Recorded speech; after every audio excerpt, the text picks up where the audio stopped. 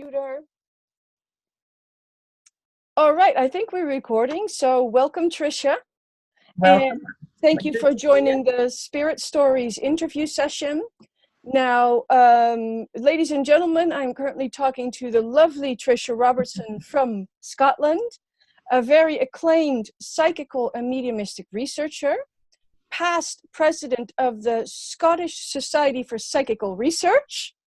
It's a tongue twister. And an investigator, author, and author of several books. But right now I'm currently reading Things You Can Do When You're Dead. And I love this book, so I can highly recommend this book to everyone. Thank you. And Tricia, is there anything else you would like to add about yourself before we start? Tell about you. Just that I do lectures all over the place, different countries, all kinds of different associations, which is really interesting because I am not your high-flown professor type using jargon. I am not a spiritualist in the sense of a psychic spiritualist myself, but I'm not a spiritualist either. I look at evidence. What is the evidence for survival, for example, that none of us are absolutely crazy and are going off our heads? And I look for evidence in different particular avenues of psychical research, one of which is mediumship. Mediumship's only one area in which you can investigate, or the evidence shows that the consciousness of people survive. Now, the buzzword at the moment is consciousness. It's a word I like. Yes. It has no spiritual connotations whatsoever. I should say it has no particular religious connotations whatsoever. It doesn't mean it's not Christian, Jewish, Hindu, Muslim, spiritualist. It's consciousness. And we know for a fact everyone is conscious. Otherwise, you wouldn't be watching this video. Consciously. Sorry? Consciously, preferably. Correctly. Conscious of your consciousness, yeah. Yes. So that's basically what I do, and I keep everything very real. I like to think I'm the Judge Judy of psychical research. I just say it as it is. Oh, I love that. Yes. I don't take any nonsense from anybody, whether it's the professorial, that type, or the deluded person that thinks they're a medium, So I'm in the middle. I get squashed from both angles and try to keep it real for everybody. I only speak about pragmatic things that actually happen. I only look at evidence. And I also do it in a fairly humorous way at times because it can be humorous as well as extremely poignant at times as well. So emotionally, we have to be very aware of these things when dealing with people regarding survival. That's what I always say to anybody. If some medium on a platform is trying to be funny, somebody might be sitting there with a broken heart. It's the first time they've been in a place. And I know there's room for humour. I use it myself. And it's only through experience that you learn. Yes. Or you think when to use it properly. Yes, I agree. Yes, definitely. There's no room for ego in any of this, whether you're a medium or a psychical researcher. It's all about what you have to say and not about you. Yes, and for the viewers, the passion you have for this, you have been doing this since I was a child. Okay, thank you very much, Diane. I don't like you either. 1987. Okay, I was almost a teenager then. But you have investigated countless occurrences, but also mediums, because last time I spoke to you, we were speaking about how you would test mediums by showing up at demonstrations.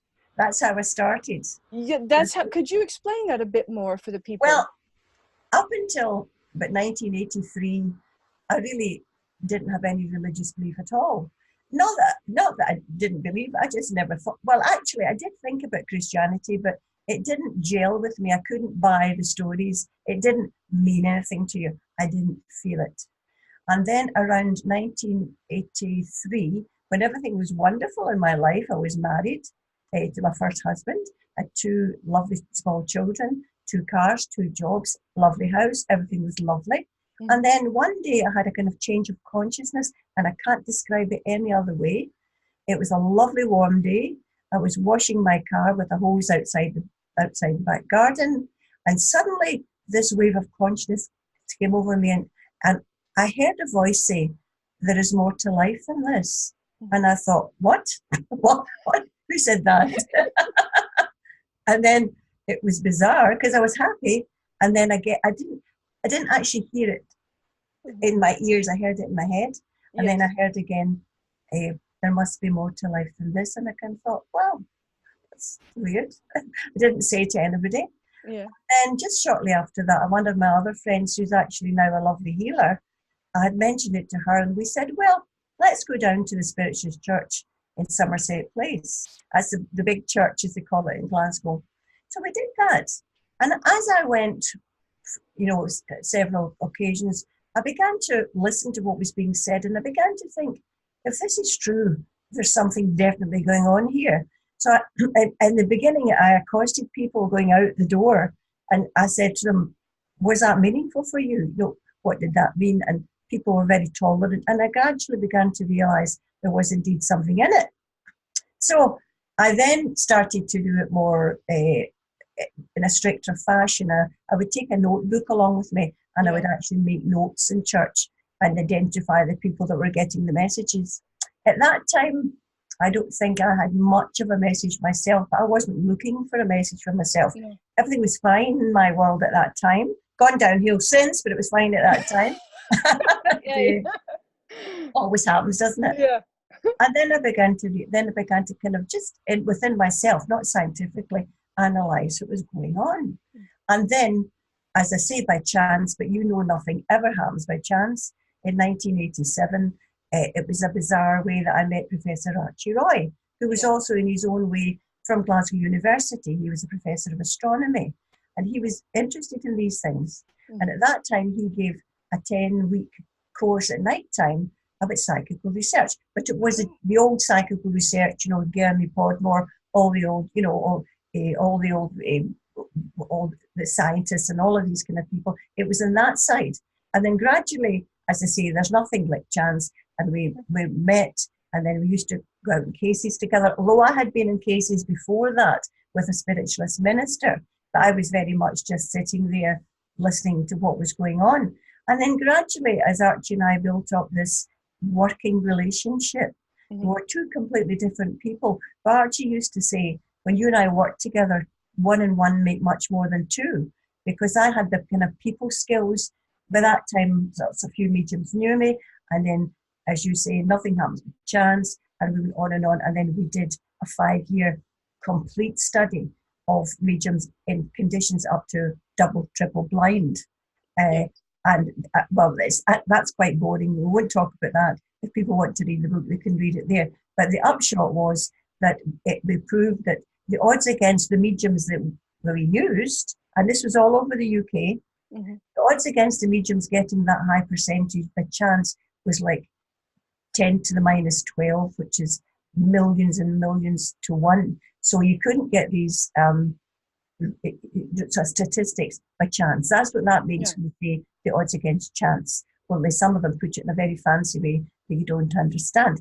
Now, of course, this depends very much on the mediums that you use.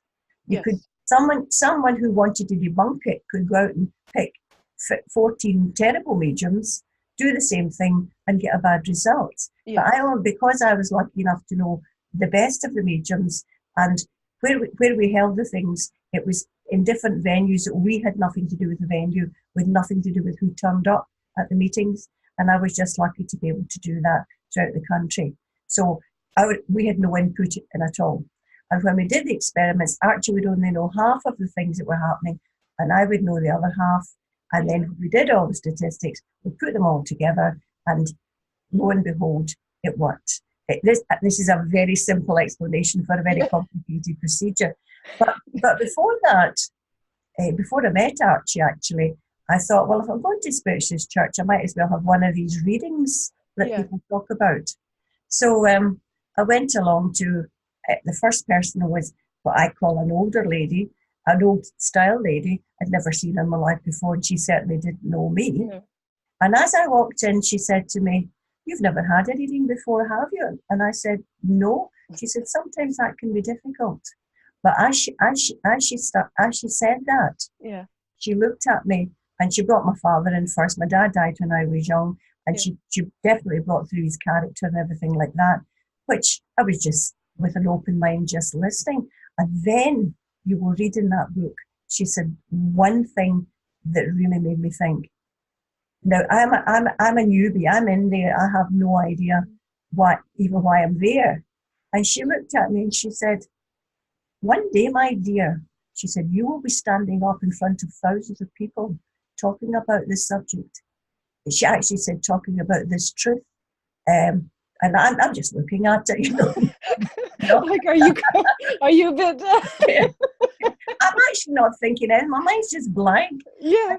And she said, and she was looking up to her left-hand side up high, and she said, "And boy, when you speak, will they listen?" She said, "I won't be here to see it, but I wish that I was." And I'd forgotten all about that, completely forgotten about it, because time went on, and other readings, etc. And as I say, that's something that sticks in your mind. I don't think I even told anyone, because it didn't seem to be that important. No. And it certainly wasn't a self-fulfilling prophecy, because it wasn't something that I was looking for. Anyway, that was 2008, that was 1983, something like that. Yeah. We go now to 2011. Okay, I've been working, I've been doing all the stuff, etc. 2011, I'm standing on a platform in this big hall called Glasgow City Halls. Yes, I know it. It's huge. With 1,000 people in it. Mm-hmm. I was doing a small talk and introducing Gordon Smith and Mary Armour with the mediums at that time. Mm-hmm.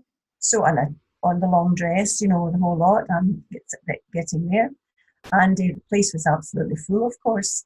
And as I'm giving the short talk at the beginning, my mind splits, and I'm thinking, "Oh my God, that woman told me I'd be standing up talking to her in 1983. I'd be standing up talking." But I never hesitated. The talk was going well. Yeah. My mind was going well. And I thought, now I know how. And I'm talking to myself at the same time, thinking, now I know how mediums feel. Or you must. This is bizarre. And I did actually apologize. Her name was Ivy something. Mm-hmm. I think it was Ivy.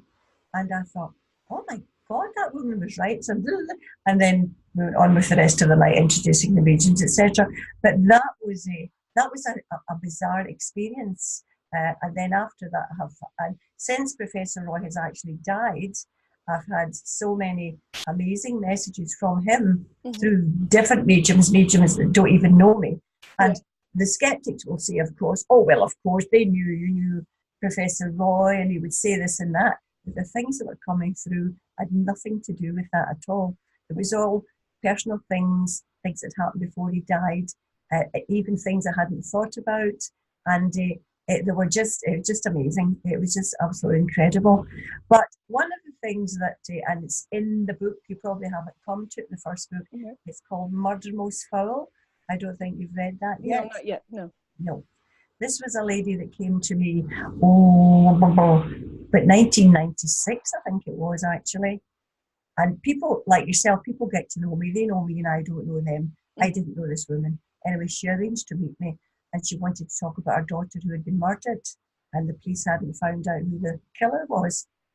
And I thought, she wants me to arrange a meeting with a medium, but to myself, I'm not going to do that. It's too raw. It's too soon. So just on the spur of the moment. But as you know, we all get influenced by those above us, as you know.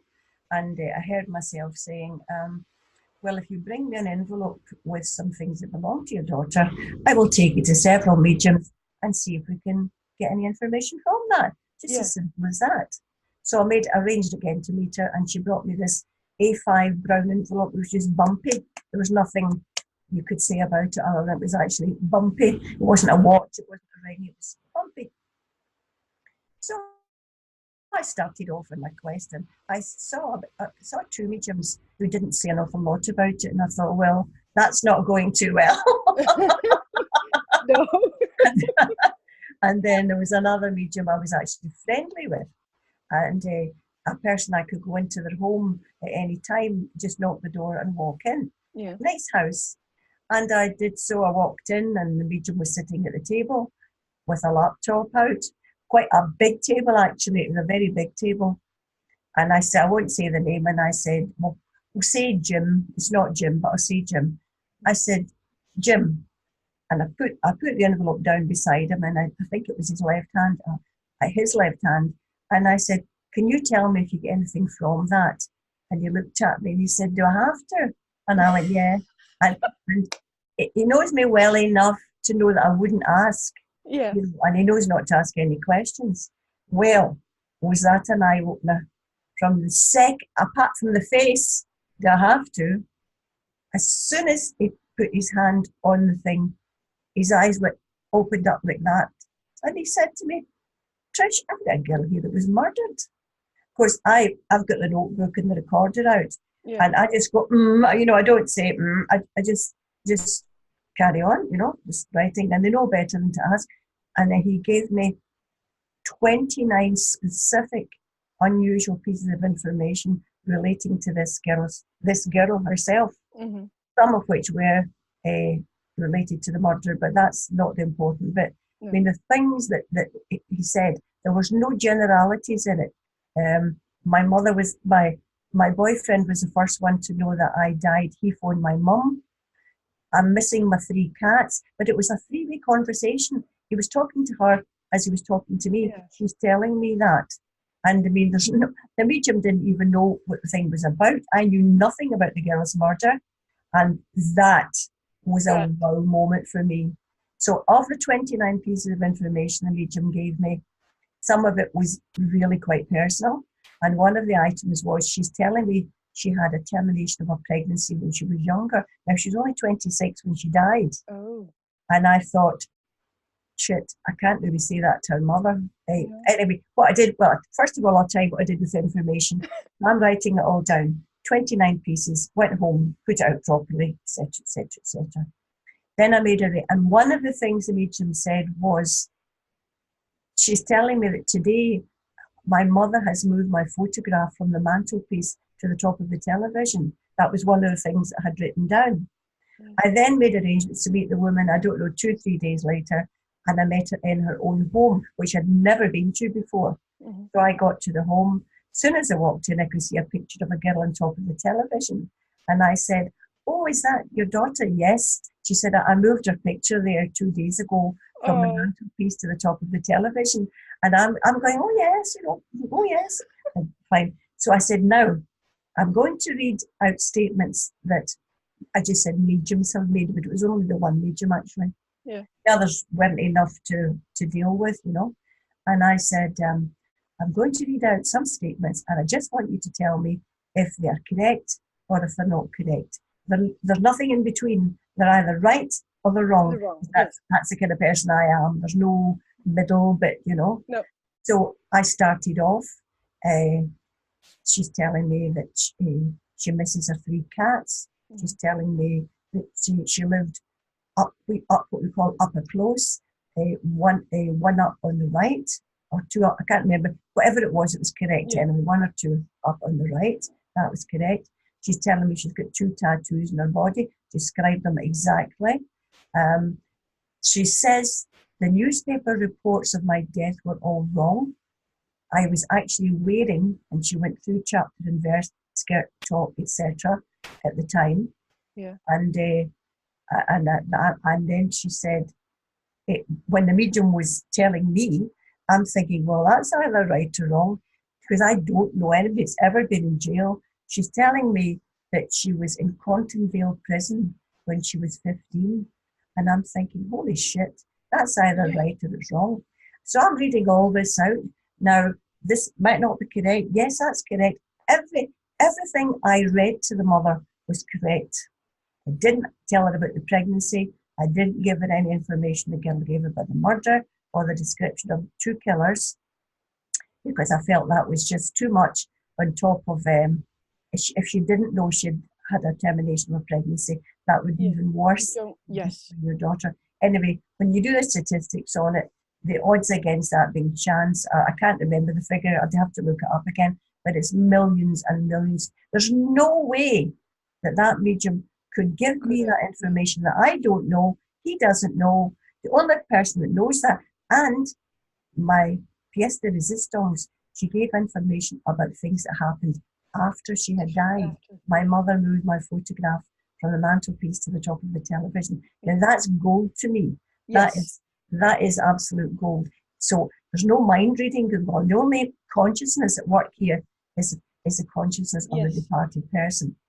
If people will also argue, oh, well, it's tapping into some psychic library like the Akashic record, that doesn't really wash either. Because if there's a record of what you do here, once your body is dead, that record is like a library. It's like the old books, the information's there, but there's no life in it. There's no updates. Unless your consciousness gives it life. Yes. And we come back to the nub of all of this, mediumship, psychical research, whatever. There has to be an element in all of it about emotion. If there's no emotion, then it won't work. And it also depends a lot on personalities of the medium, the sitter, all of these things. And that's why mediumship is only one way to look at what I do. You will see the variety of topics, which are far too many to mention among the 3 books. But all of these things can only be possible if the consciousness of the diseased person or people, in the case of the crash of the R101, is only their consciousness that come back and tell me what they did and what went wrong. Nobody else knows that. Yeah. And to me, that's wonderful. But as I say, one of my wow moments was that reading when I knew for an absolute fact. You begin to doubt yourself. I'm sure you do as well. Oh, yeah. Yeah. You go, am I nuts here? Am I really talking to people who have passed over? And the answer is yes. Yes. Well, in most cases, not always right enough, but in most cases, the evidence is there to show that consciousness survives after physical death through many, many, many forms of things, not just through mediumship. Because as you know, and I know, and your listeners will know, not all mediums are good mediums, and that's the problem. Yeah. That is a problem. That is, and it's, people try, and as long as the intentions are right and the growth is there, then, and if there's healing that takes place and evidential things, then maybe we might be helping spirit in whichever way we can. There's the one that everybody knows as well, is with spiritual healing. Yes. The contact, the absent. There's a huge bit about that actually in quite a couple of the books. I can't remember which ones now. Certainly I've got a big bit about statistics on that, but not boring in book 3, where the evidence is there that people can definitely be healed by, for example, in the decent, proper psychic surgery, the good ones, not the kid-on ones, that people can have a physical betterment within their body simply by the laying on of hands, the intention as well works, it all works, intention. Prayer is just directed intention as well. And you've got the hands-on healing with the empathy, and also even the psychic surgeons that don't touch your body, they just run their finger over the top of the skin opens, and the amount of evidence that's there is just amazing. Now, I always say, you mentioned the books. My books are only a taster of what's out there. What I've put in is amazing even to me. A lot of it comes from my own experience. In the 3rd book, I've had to do quite a bit of research as well, but that's fine. There's no sell-by date on things that have been shown to be correct by people of eminent stature throughout the years. There's no sell-by date in that. No. Newton's law of gravitation still stands today, as it did whenever Newton formulated the law of gravitation. It doesn't change. It may alter. It may be added to. And I still think that all of us are simply scratching the surface. But psychical research started in earnest in about 1882 with eminent people, Yeah. as well as eminent psychical research, eminent mediums. There were people there that were extremely well educated. See, the public in general are led to believe that mediums and people interested in that are all numbskulls. They've got no brains. They're easily fed. It's fodder for the people. Yes. But that is what the media and religion have more or less brainwashed the general public into thinking. And it's one hell of a job getting people ideas to overturn. But I know more and more, and there's more and more scientists and eminent people. There always were, but I think there are even more now. People, you've got psychiatrists, psychologists, you've got physicists. I did maths. No, that's a wonderful thing. But people, I have a very pragmatic mind. If I hadn't done maths, I'd quite like to have been a lawyer. So I'm not airy-fairy minded in that way. Who else have we got? We've got a biologist. We've got, there's just engineering, electrical engineering. So many people of great thinking power have had to look at the evidence and say, yeah, well, I can't argue with this. Yeah. What was it? William Crook said something like, I didn't say it was true. I only say that it happened. You know, that we're scratching, and that's kind of the way we all are at the moment. Yeah. But these are a couple of my wow moments where standing there, 1883. Well, we'll call it 20 odd years later. Exactly what the woman said. Yeah. Not nearly, but exactly what she said. And I'm thinking, oh my God, that's unbelievable. And then doing that with the psychometry was just unbelievable. But you have to get someone that's good at it. You know, we can all tinker with it. But when the time is right and spirit are there, and there's another wow moment in a third book, which I'm not going to tell you. Oh. It will spoil it completely. And it's semi-scary as well, but it's interesting in the fact you have to think, well, how did that happen? Who would know that? And if you're willing to think, then you draw the obvious conclusions. But I see what you mean. That camera must have had, at one time I had a bit of blue tack in that camera because people say you should cover your camera because the hackers can see through your camera. Yeah. And I think there's been a residue on that. I think that's what it's been. Yeah, I think so. Anyway, I can see your lip sync's working again now. I can see you perfectly. You are there well. This platform that you use, could you explain to me what you're trying to achieve with these Zoom meetings? Well, what I'm trying to achieve is, I'll just stop recording for now, okay? Hold on. Pause it. All right, so ladies and gentlemen, I would like to thank the lovely Tricia for sharing part of her wisdom, insight, and stories. And this is just a little taster for her enormous, vast amount of knowledge and research and love for psychical research, because that is what she does. And this is just a taster because she will be back. And remember her book. This is number 1, things you can do when you're dead. There's number 2 is also there. And number 3 will be on the way. And if any of your listeners would like to perhaps leave a question with you, we could pursue the questions in more depth, depending on what it is. That's a good idea. Well, thank you. Thank you, Tricia. And thank you very much. It's been a pleasure. Likewise, and thank you all for watching, and see you next time. Bye. Bye.